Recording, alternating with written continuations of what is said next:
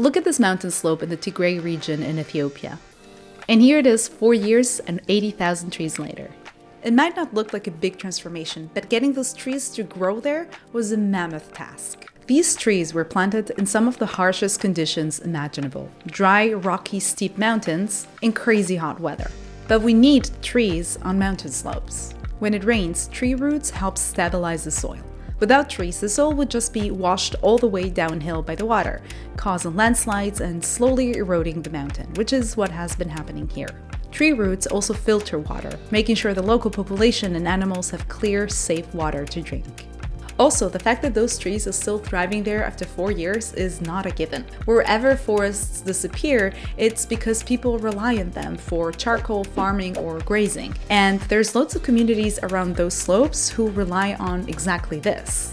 So if you want trees to survive in the long term, you can't just tell people to stop cutting them down.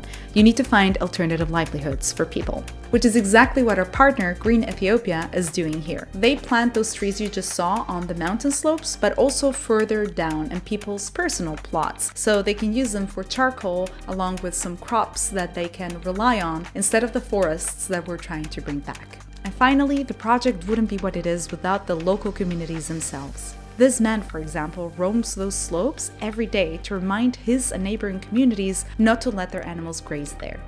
There's no fence to protect the planted trees. It's all on the communities to make sure that the trees keep growing. So this apparent seamless before-after, it's proof that when populations are involved in restoration, forests do come back. So